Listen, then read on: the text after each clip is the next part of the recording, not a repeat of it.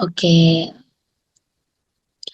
oke, selanjutnya kita akan masuk ke sermon yang kedua. Sebentar ya. Hmm.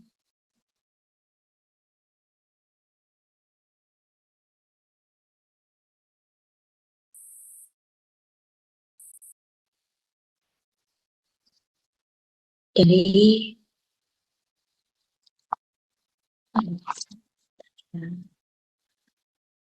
tema natsnya adalah Daniel 1 ayat 6 sampai 17 dengan tema jaga kesehatan. Oke, di sini akan aku bacakan ayat Alkitabnya.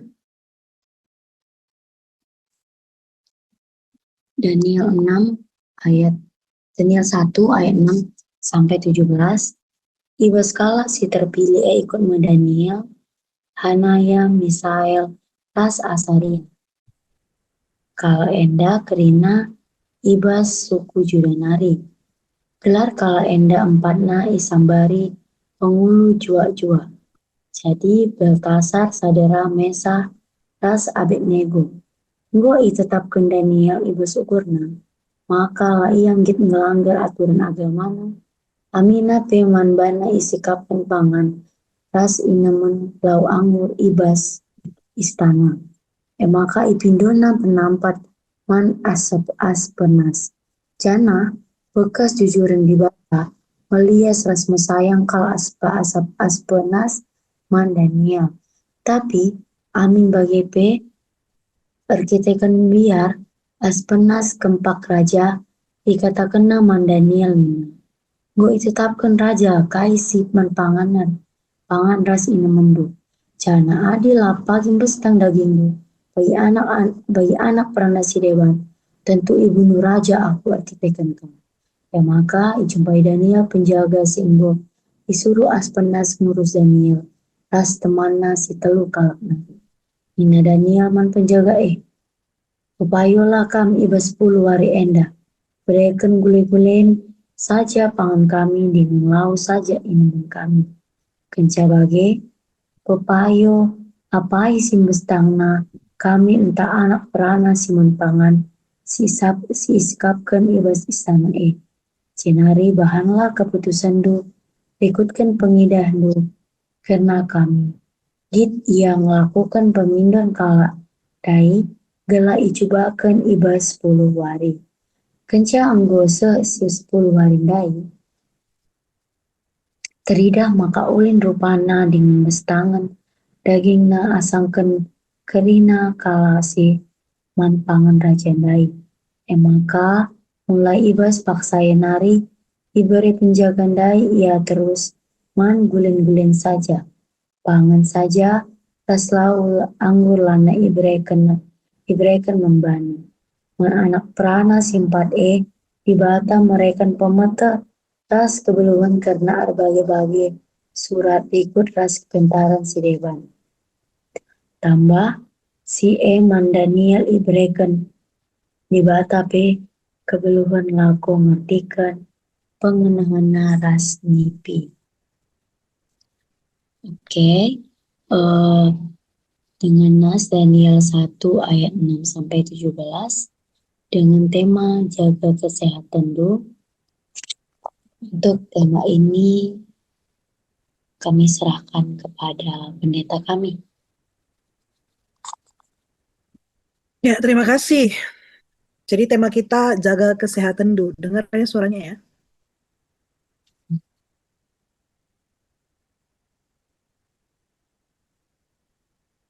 Kedengaran pendeta. Jadi kitab Daniel, dan kitab Daniel itu ditulis oleh si Daniel itu kira-kira pada tahun 605 sampai 535 sebelum Masehi. Nah, jadi itu terjadi pada masa Yehuda itu dalam pembuangan di Babel. Nah, jadi pada sekitar tahun 605, Raja Nebukadnezar itu menaklukkan Yerusalem. Jadi pada saat itu uh, Nebukadnezar ini merupakan raja negeri Babylon, Raja Babel begitu. Nah, lalu Yoyakim dan beberapa orang dalam rumah Tuhan, dalam rumah ibadah itu uh,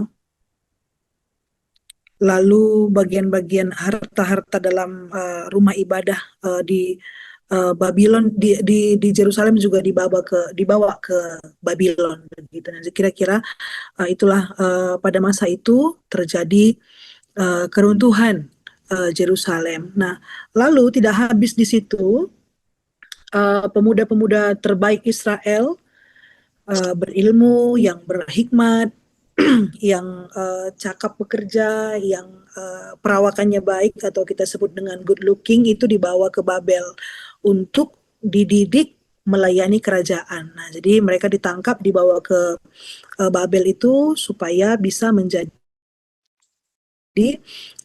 apa ya, karyawan di kerajaan Babel begitu kira-kira. Nah, jadi kalau kita yang sering mendengar khotbah ketua moderamen kita, itu adalah salah satu strategi untuk meruntuhkan satu bangsa, menghancurkan satu bangsa dengan cara uh, menghapus generasi muda yang berkualitas begitu. Nah, jadi mereka dibawa ke Babel.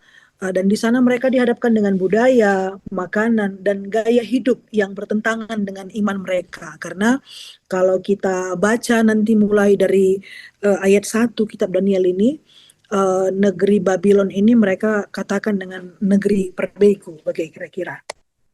Nah, jadi uh, Daniel dan teman-temannya, Daniel diganti namanya jadi Belsazar, Hanaya itu Sadra, Misael Mesah, Azaria Abednego, begitu. Nah, jadi mereka inilah pemuda-pemuda Yehuda dari keturunan bangsawan yang cerdas, yang tampan, dan memiliki iman yang teguh kepada Tuhan. Nah, jadi bukan hanya terlihat baik di luar, terlihat cerdas secara intelektual, tapi juga cerdas secara spiritualnya. Nah, jadi mereka dibawa jauh dari rumah, dibawa ke negeri asing atau negeri perbegu seperti yang sudah disebutkan sebelumnya.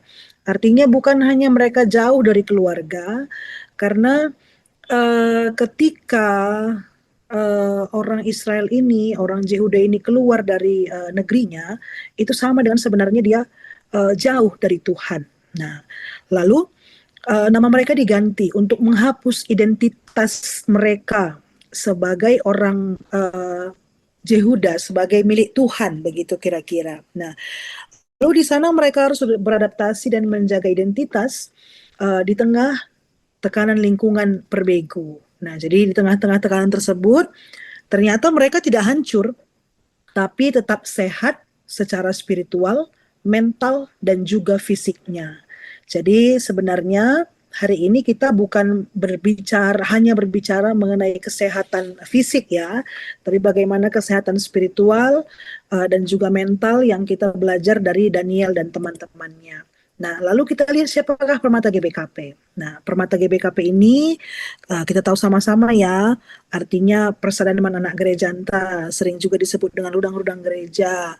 Artinya kalianlah, kitalah generasi penerus GBKP, calon-calon pemimpin masa depan untuk GBKP dan juga pemimpin di tengah-tengah negara kita. Di kuta kita lah, paling kecil nanti pemimpin di keluarga kita masing-masing. Nah, lalu di tengah-tengah itu juga kita hidup dalam ekspektasi keluarga, ekspektasi lingkungan, baik lingkungan sosial di gereja, baru lingkungan di media sosial, lingkungan di pergaulan ya, dengan lifestyle yang kekinian, dan masih banyak lagi ekspektasi-ekspektasi yang tumbuh dari orang lain atau mungkin tumbuh dari dalam diri kita. Kita lihat bahwa Daniel dalam kondisinya dia berada di tanah pembuangan, berada di tanah perbegu, ternyata dia dalam hatinya bertekad untuk tidak menajiskan dirinya. Artinya dia hidup di lingkungan yang najis nih kan.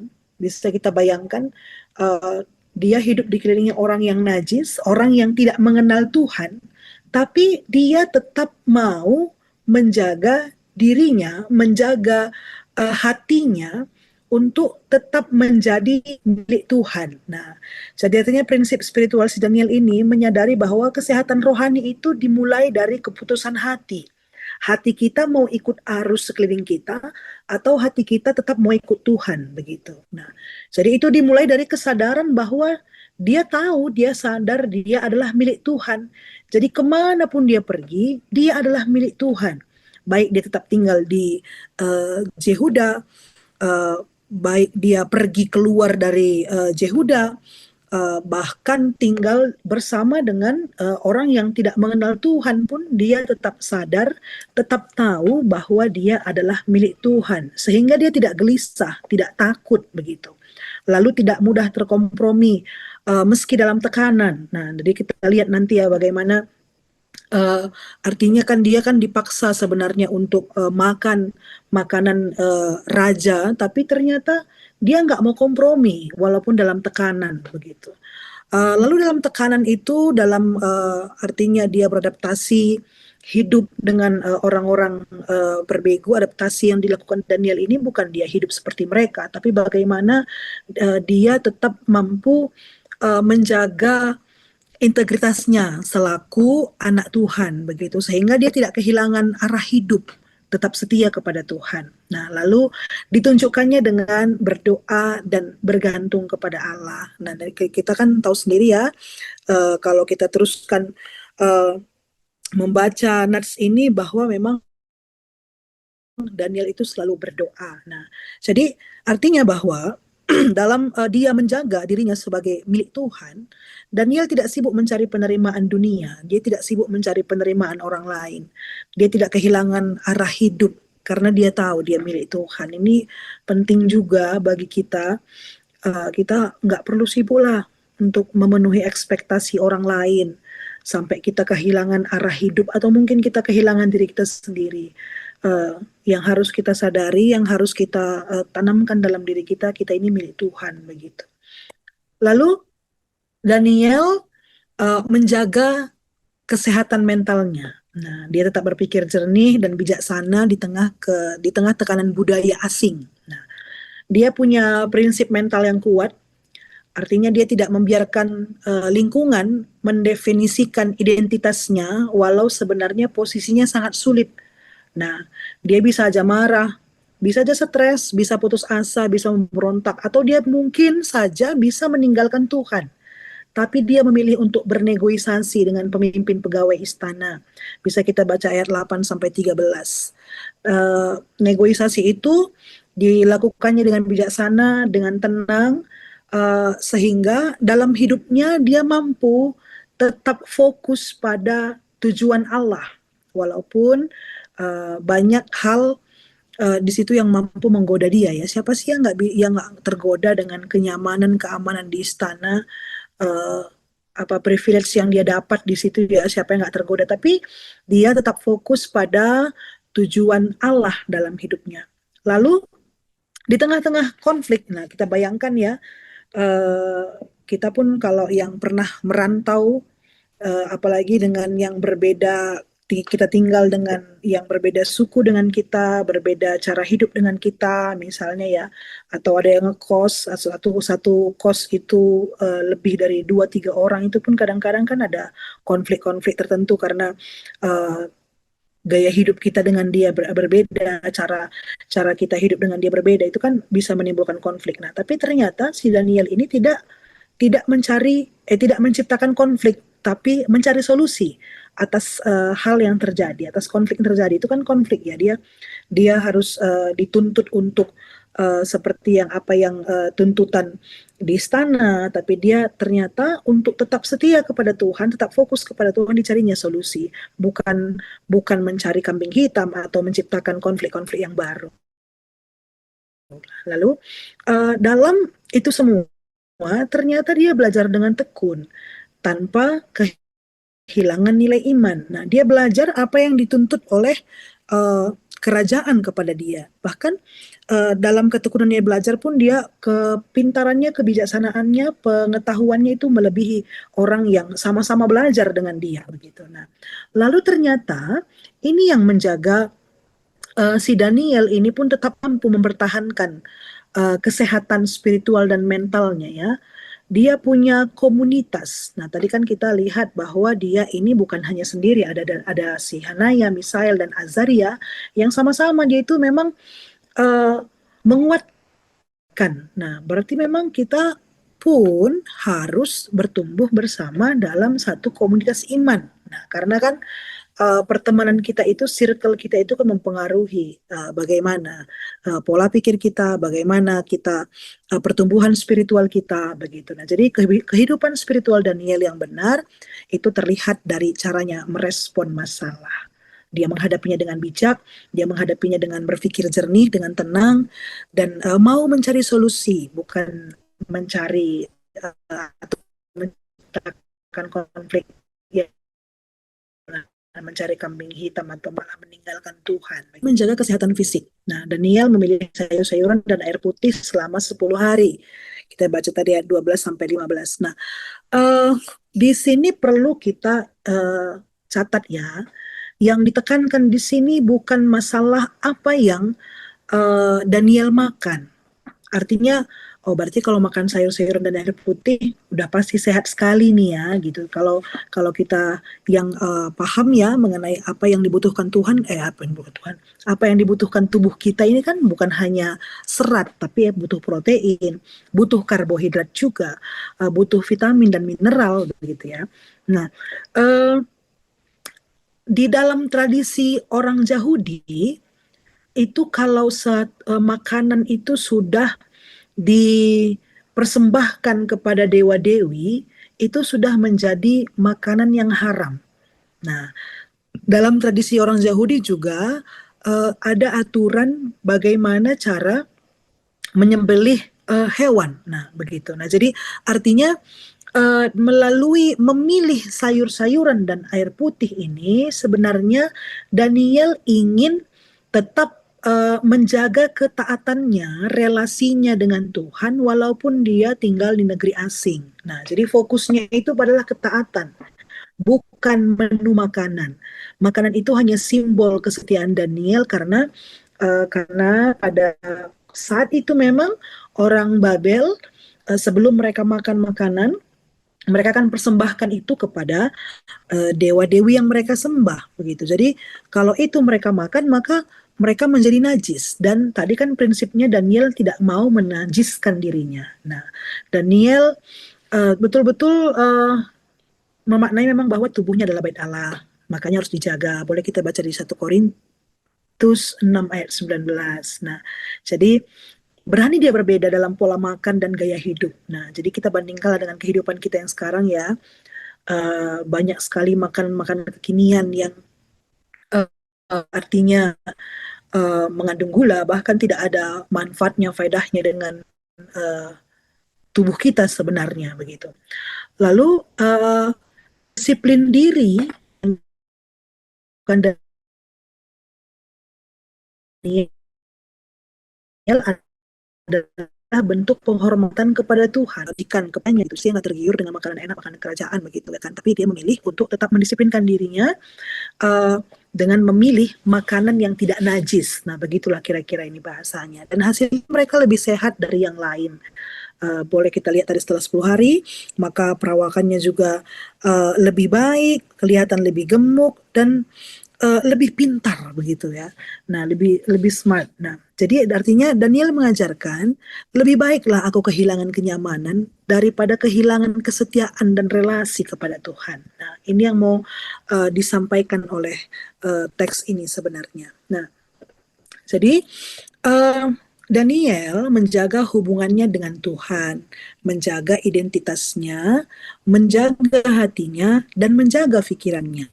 Nah, Daniel tidak hanya tampil kuat di luar, tapi mental dan rohaninya kosong. Nah, jadi kita kan sering begitu ya, di luar kayaknya strong, ceria, bahagia, kayak nggak terjadi apa-apa, tapi ternyata rohaninya kosong, mental kita lemah begitu. Dan kadang dikaitkan dengan generasi strawberry yang kelihatan cantik tapi mulus, segar, menarik, tapi hanya bertahan beberapa menit. Nah, ketika ada sedikit godaan, sedikit tantangan, lemas, layu, lunglai, begitu kira-kira. Nah, Daniel bukan hanya sehat secara fisik, tapi dia menjadi pribadi yang utuh, sehat tubuhnya, sehat pikirannya, dan sehat rohaninya. Nah, jadi tiga kesehatan ini ada dalam diri Daniel yang dimulainya lebih dahulu mengisi dirinya melalui hubungannya dengan Tuhan. Nah, relasi dengan Tuhan itulah yang membuat dia memiliki kekuatan untuk menghadapi tekanan atau tantangan hidup, bukan hanya soal makan sehat atau apa menu makanannya. Jadi teman-teman permata, dalam minggu tanggal 7 Juni sampai 13 Juni 2026 ini, dengan tema jaga kesehatan du, seperti lagu Karo ya, jaga kesehatan du, mengajak kita uh, supaya kita mampu menjaga kesehatan kita, kesehatan spiritual dulu, kesehatan spiritual yang itu akan dibarengi dengan kesehatan mental, dan itu juga akan terlihat dari kesehatan fisik kita, karena ada artikel yang mengatakan bahwa ternyata sakit fisik itu hanya sekitar bidang kesehatan, tapi selebihnya itu adalah dipengaruhi oleh pikiran kita. Nah, pikiran kita itu dibawa dari mana? Dari relasi kita dengan Tuhan. Bukan berarti bahwa orang yang mentalnya nggak sehat, mentalnya itu punya apa, ada mental health-nya itu nggak sempurna begitu, bukan kita katakan dia tidak punya relasi dengan Tuhan. Nah, tapi relasi dengan Tuhan itu membangun mental kita lebih sehat, dan itu akan terlihat dari fisik kita. Nah, jadi kita nggak mau, minggu ini kita nggak mau ngejudge orang apakah karena dia bertumbuh besar maka dia tidak sehat, atau ukurannya kecil dia juga kurang sehat begitu. Kita tidak mau membicarakan itu, tapi mau kita membicarakan adalah bagaimana Daniel itu menjaga kesehatan, kesehatan spiritualnya, kesehatan mentalnya, dan kesehatan fisiknya. Maka selamat menjaga kesehatan do permata. Bujur.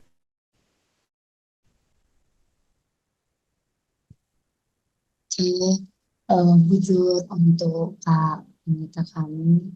Nah, teman-teman, temanya kan ini adalah jaga kesehatan dulu. Nah, mungkin kan kita anak-anak permata ini, kalau tadi aku baca dari buku PA kita itu di bagian aplikasi tadi kalau nggak salah. Apa? Apa Eh, deh? ada tadi ternyata Hai Nindu. oh belum nggak dengar ya pendeta. Enggak. Em, halo, kedengaran pendeta? Hmm. Di bagian pengkenai. Nah, jadi kan mungkin kita anak-anak permata ini masih sering yang mungkin kurang jaga kesehatan ya. Terutama contohnya kayak kita masih sering begadang mungkin. Terus masih kita mengkonsumsi makanan yang tinggi kalori gitu. Terus jadi dikarenakan itu kita sering nih kayak malas gitu, malas bangun pagi, malas ngapain pun gitu kan. Nah, jadi untuk tema kita kali ini yaitu adalah jaga kesehatan dulu. Nah, untuk teman-teman yang ada di sini, apakah ada yang ingin ditanyakan sama pendeta kita, teman-teman? Ini temanya mantap loh, tentang jaga kesehatan. Kita meminta tips gitu sama pendeta, gimana sih jaga kesehatan mental gitu, jaga supaya kita nggak stres menghadapi apa yang pekerjaan kita gitu kan. Ini waktunya teman-teman. Boleh kamu tanyakan sama pendeta kita.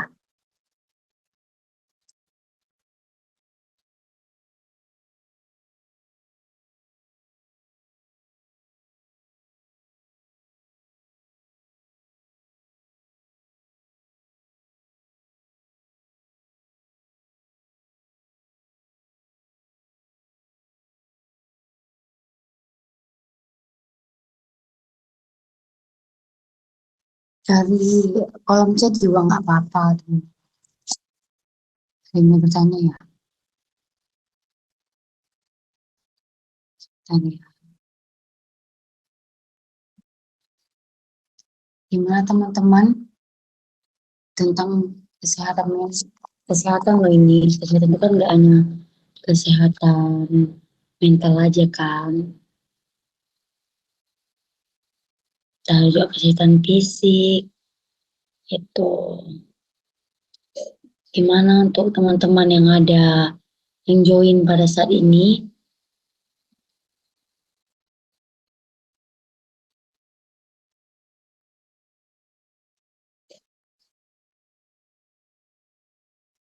Apakah sudah jelas teman-teman? Kalau oke pendeta, ada yang bertanya pendeta eh, dari Rivaldi Ginting. Pendeta, aku mau nanya, kalau kesehatan terganggu karena masalah percintaan, gimana pendeta? Bukan akunya, temanku pendeta dia kayak gitu, kayak dia berantem, dia langsung masuk RS. Oke, pendeta boleh dijawab. Rival di Ginting, seumpama kampung tidak apa-apa, nggak masalah juga. Eh, Kesehatan terganggu karena masalah percintaan ya. Ini kenapa ini putuskah atau berantemkah begitu ya? Nah, jadi kalau itu mungkin kita eh, mungkin kita eh, bisa itu mengkaitkannya dengan masalah psikologi. Nah, jadi ketika ketika kamu mengizinkan seseorang untuk masuk ke hidup lu kan dia sudah bagian dari hidup lu begitu. Nah, kamu mengizinkan orang untuk menjadi pacar dulu lah dengan bahasa anak teman-teman do. Berarti minggulik dia bas pusuh do. Seumpamana kamrubat ras iya.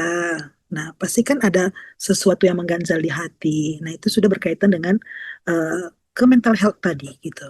Karena mental health itulah yang membuat mungkin ya sampai sakit lambung kah atau sakit apakah kita nggak tahu juga. Dan itu kan tergantung pada kesehatan. Dan yang kedua itu tergantung kepada kesehatan fisik seseorang. Lika kinjal malah bawa yang ngasuk rukur sebagai kalau dia berpikir langsung capek lemas masuk rumah sakit begitu kira-kira Dek Rivaldi. Oke, gimana Rivaldi penjelasan dari pendeta? Apakah sudah jelas kamu rasa atau mungkin masih ada lagi yang mau kamu tanyakan sama pendeta? Dipersilahkan ya. Gak apa-apa, gak malu-malu kita ya teman-teman. Ah, maaf pendeta, maaf ya pendeta aku lagi nanya.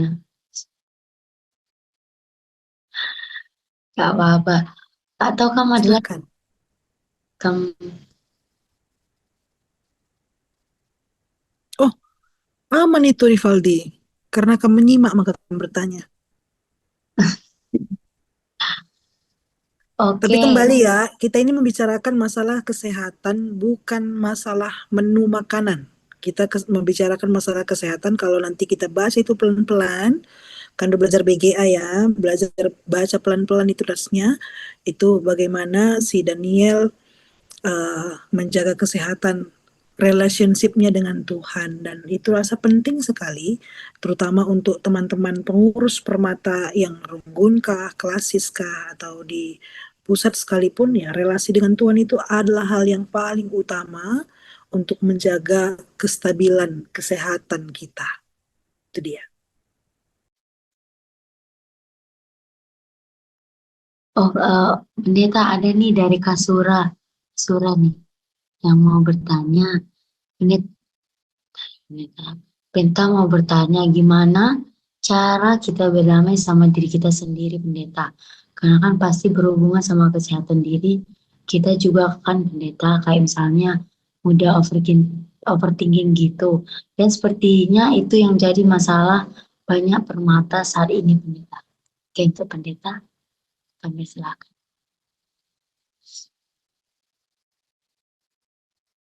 Dengan diri sendiri. Nah, berdamai dengan diri sendiri ini banyak. Mungkin kita melihat fisik kita.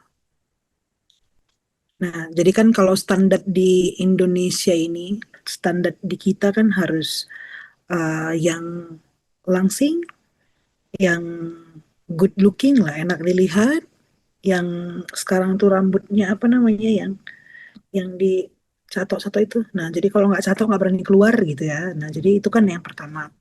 Yang kedua, bagaimana kita mampu menerima diri kita dengan keadaan kita. Keadaan maksudnya ya, eh, kita itu eh, misalnya ya eh, punya potensi apa dalam diri kita. Nah, jadi eh, bagaimana caranya supaya kita bisa berdamai dengan diri kita sendiri? Yang pertama, kita lihatlah bahwa kita ini memang ciptaan Tuhan yang sempurna, yang unik, yang tidak sama dengan orang lain, tapi sama dengan Tuhan. Dalam kitab Kejadian kan dibilang kan, Tuhan menciptakan kita segambar dan serupa dengan Dia. Nah, jadi bagaimanapun kita ini, bentuk fisik kita lah, itulah dulu, itu sempurna di mata Tuhan. Nah, jadi aku nggak mau komentar apakah ada orang yang mengubah penampilannya, nggak mungkin ya, itu menurut dia sebuah kebahagiaan, menurut dia menyempurnakan, selama itu tidak membuat dia kecanduan, itu ya nggak masalah juga begitu. Lalu eh, bagaimana kita menerima keadaan kita? Misal ada permata yang eh, tidak kuliah gitu, tapi ada yang kuliah. Nah, bagaimana kita mau memaksimalkan diri kita, walaupun kita nggak kuliah, potensi apa dalam diriku nih, yang membuat aku berkembang. Nah, jadi jangan berpikir yang membuat aku tidak kalah dengan orang lain, tapi kita berpikir bagaimana caranya supaya aku bisa mengupgrade diriku. Bukan untuk supaya mengalahkan Miriam misalnya, bukan supaya untuk mengalahkan si siapa nih, Audisi Nukaban misalnya, begitu ya. Nah, lalu kita mampu melihat potensi diri kita masing-masing gitu. Misalnya uh, kalau Dea ini setauku dia bisa nyanyi, jadi WL juga, jadi singer juga bagus begitu kan. Nah, jadi bagaimana kita melihat itu dan kita menggunakannya untuk kemuliaan nama Tuhan begitu. Jadi tidak untuk memuaskan diri atau untuk memuaskan orang lain karena kita nggak mampu memenuhi ekspektasi orang lain begitu ya. Nah, lalu misalnya dengan kondisi ekonomi keluarga atau dengan kondisi keluarga kita begitu ya. Bagaimana kita menerimanya itu memang itulah disitulah kita ditempatkan Tuhan. Jadi kalau masalah penerimaan diri ini berdamai dengan diri kita ini kan ini banyak sekali aspeknya ya, bukan hanya aspek bagaimana kita menerima fisik kita, tapi bagaimana kita menerima kekurangan dan kelebihan kita. Nah, tapi yang paling pertama itu adalah kita menyadari bahwa kita ini manusia nggak ada yang sempurna. Jadi nggak perlu overthinking. Kita ini diciptakan Tuhan unik, spesial dan sempurna. Udah gitu aja begitu. Jadi melalui itu kita bisa mensyukuri setiap apapun yang kita punya. Dan kalau dipikir-pikir ya, aku pernah berpikir begini. Uh, dari sekian helai rambutku ini kok bisa ya dia tipis-tipis begini pikirku, dan ada temanku rambutnya tebal-tebal, unik ya Tuhan itu ya bisa menciptakan hal berbeda-beda semuanya tapi terlihat indah begitu. Artinya dalam hal seperti itu kan kita kadang-kadang berpikir bagaimana Tuhan ini menciptakan sel dan membentuk jaringan, kok bisa ginjal fungsinya ini, kok bisa kulit ini begini begitu. Tapi kan artinya itu semua membuat kita semakin mensyukuri bahwa memang kita diciptakan Tuhan itu unik, sempurna apa adanya. Begitulah kira-kira dia yang bisa aku jelaskan. entah terlalu panjang, maaf, tapi yang pasti kita ini spesial, kita ini diciptakan Tuhan luar biasa sempurna dan ikhlas seperti yang dikatakannya bahwa masa depan itu sungguh ada dan harapan kita tidak akan hilang. Jadi selama kita berserah kepada Tuhan, masa depan yang sempurna itu akan menjadi milik kita. Terima kasih. Oke, terima kasih Pendeta. Adakah lagi teman-teman yang ingin bertanya? Boleh kok, Kak, nggak pun open mic, boleh dari chat. Kami tunggu ya sampai 21.20. Kalau tidak ada, kita akan selesaikan sermon kita ini. Dan jangan lupa ya teman-teman untuk kita isi absen kita yang udah di-share sama kakak kita di kolom chat.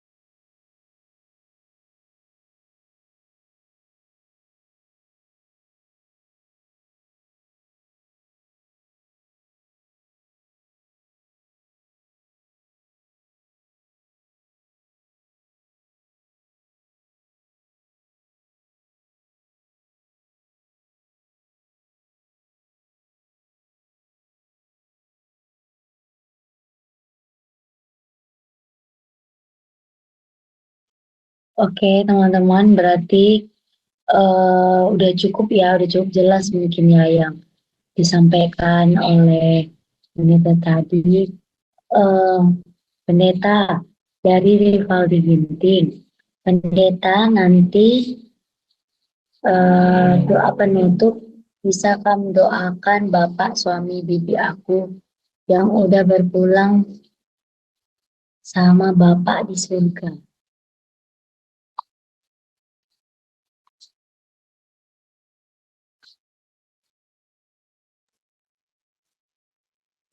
Suami bibi, gimana tuh? Mungkin entah gilanya gitu pendeta Bapak, atau bapak. oh bapaknya suami bibi, berarti mertua bibi Indo. Oh, oh iya betul bibi ya bibi. Coba chat nama Bapak bibi Indo bibi. ya. Keluarga yang perlu didoakan itu orang yang masih hidup, dekku. Jadi keluarga yang ditinggalkan di chat ya, siapa namanya ya.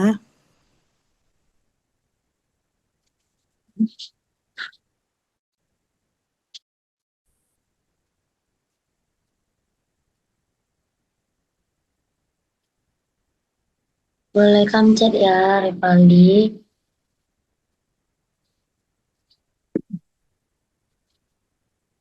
Karena kita juga ntar lagi akan doa penutup. Shalom Kak Miriam. Ya, shalom Kak. Ini kolom chatku nggak bisa dibuka, agak masalah. Untuk absensinya gimana ya? Oh Kak, udah kami sharekan juga kok ke dalam grup pembinaan dan kalau misalnya kamu nggak bisa buka kolom chatnya, dari grup pembinaan juga ada kok Kak. Oke, terima Di kasih. Halo Kak, di kolom chat sudah ada, apakah sudah bisa kami lihat sekarang Kak?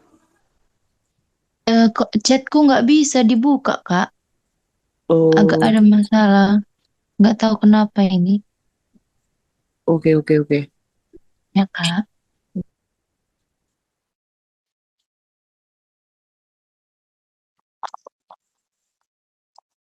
Seni nama aku pendeta. Semoga kami yang ditinggalkan diberikan kesehatan. Itu penjelasan oleh Rivaldi.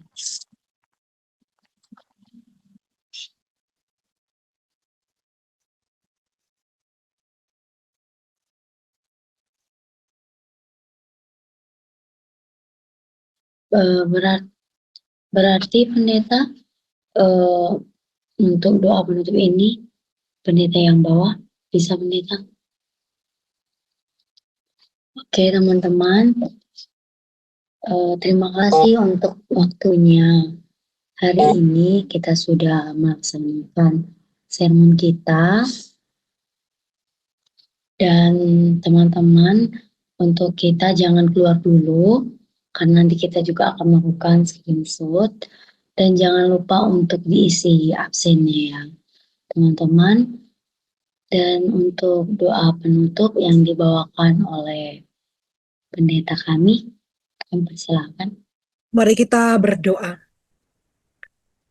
Kami bersyukur Tuhan untuk kesempatan yang Tuhan berikan bagi kami, pertemuan melalui media Zoom ini untuk bersama-sama belajar, mempersiapkan diri, bahan PA Permata dalam 2 minggu ke depan. Apa yang telah kami pelajari, kami yakin dan percaya Roh Kudus mengajari, memampukan kami supaya bertambah-tambah pengertian kami karena firman Tuhan, dan kami mampu hidup dalam firman-Mu sebagai anak permata, sebagai rudang-rudang gereja, sebagai uh, generasi penerus di tengah-tengah gereja maupun di masyarakat. Kami tetap mampu menjaga integritas kami sebagai anak-anak Tuhan. Dimanapun kami berada, orang mampu merasakan bagaimana kasih Tuhan ke dalam dunia ini. Pada saat ini kami juga berdoa Tuhan kepada seluruh teman kami yang boleh hadir pada hari ini untuk mengikuti Zoom ini. Kami berdoa agar dalam pelayanannya sebagai permata, sebagai pengurus permata, Tuhan yang berkati, Tuhan yang mampukan, sehingga melalui pelayanannya juga nama Tuhanlah yang termulia. Kami berdoa untuk keluarga teman kami, keluarga Rivaldi Ginting, yang beberapa saat yang lalu ditinggalkan oleh orang terkasih mereka. Tuhan yang kuatkan mereka semua agar dalam duka citanya mereka mampu menikmatinya bersama Tuhan, semakin akrab dekat dengan Tuhan, dan melalui ini semua juga mereka tetap mampu merasakan kasih Tuhan dan mampu mengasihi satu dengan yang lainnya. Kami serahkan keluarga Rivaldi ke dalam tangan Tuhan. Kami akan mengunjungi pertemuan kami ini Tuhan, dan kami yakin dan percaya apapun yang kami kerjakan selanjutnya, Tuhan tetap menyertai kami, Tuhan tetap memampukan kami melakukan yang terbaik untuk kemuliaan nama Tuhan. Dalam nama Yesus Kristus kami berdoa. Amin.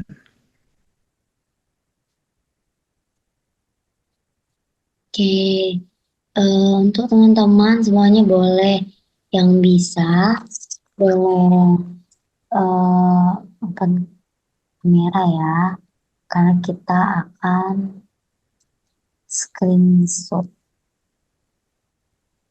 Oke, teman-teman boleh open cam.